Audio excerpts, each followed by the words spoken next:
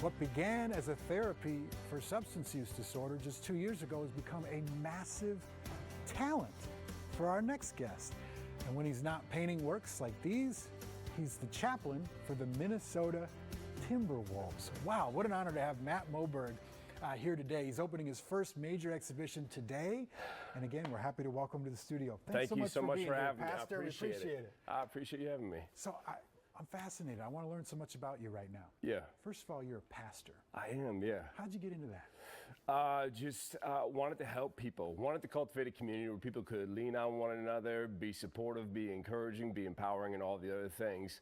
And so I felt drawn towards that, and that's the path I chose. And then how'd you get hooked up with the Timberwolves? Well, okay, so one of my best buds was Ryan Saunders, who used to hold it down at the Target Center. Yes. So he brought me on with him when he came into that head coach slot, and that was my initial entry.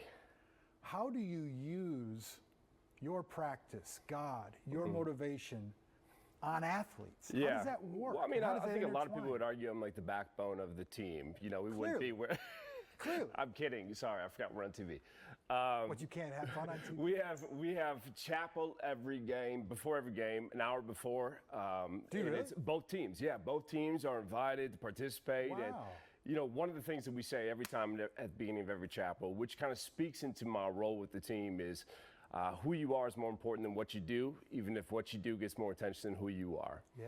And so it's this reminder that the box score is going to tell you a lot of different things about who your value, your worth, your significance. But these guys are dads, they're friends, they're brothers, they got lives. They're asking 10,000 different questions that have nothing to do with the court. And so our role is just kind of be with them in that space and walk with them a little while. So you set perspective for them and you get them Yeah, Chris, I try. Yeah. Well, good for you. I think that's fantastic. Okay, so you have this substance use disorder. Yeah. Alcohol. Yeah. And your way out of it became this. It did, yeah, kind of accidentally. So I've always had tremors since I was like 15, 16, something like that. Hands just shake. So one of the things I thought I could never actually participate in was the field of art. Therapist told me about 4 years ago, do something that you know you cannot do, and that'll help you slow down and find a centering. And so when I first started to try to find sobriety and find some kind of like consistent place of health, I started doing that. I started dabbling, and I don't know what I'm doing. You know what I mean? Like I'm making it up as I go. I don't have like the art school pedigree. So I'm figuring out as I go, but it still to this day has been therapeutic, helpful. It's been such a key part of my sobriety. Do you agree with this? What you just said, in my opinion, is the secret to happiness in life. And I mean this. Go ahead. No one knows what they're doing until you try it. That's so true. And if you keep trying it, you eventually know what you're doing. Yeah. I think I don't disagree at all. Actually, the older I get, the more I'm convinced that nobody has any idea what they are doing. And the problem part is, like, we're all terrified that everybody else is going to find out. You know, so it's like just but you get over that's the secret. You get over that bump. Yeah. Now you know what you're doing, and you're not scared for people to find out. Right. Yeah, exactly. That's called success. That's the secret. Yes. Yeah, you've unlocked it. Well, if you don't know what you're doing, you're a Rembrandt, man, because this is stunning. Hey, speaking of which, at our show today, we have a couple different Rembrandt pieces that will be at Douglas Flanders and Associates, 50th in France. And yeah, it's a wild world. And so it's your first exhibition. How many pieces do you have up? I could be wrong. It's about 28. Okay, great. Yeah. Are they all for sale then? Or are they are all for sale, yep. Wonderful. Yep. What do you like to use, oil? Oil, yeah.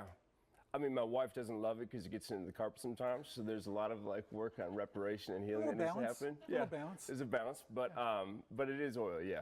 And real quick, we got to wrap up, but what inspires you to paint? Like, what do you like to paint the most? I like animals the most. Part of it is like, again, the journey towards sobriety and finding health and healing. There's something about animals where they don't get overrun by anxiety. Like they're running on their original factory settings, and that's the aspiration for all of us, is to return to that sense of. Thank you, Matt. Really pleasure to meet you, man. Appreciate it. So here's a guy who's not an artist, who's scared to show himself, who is now an artist who's not scared to show himself. Obviously don't come to the show today. Yeah, don't come. But come. Okay.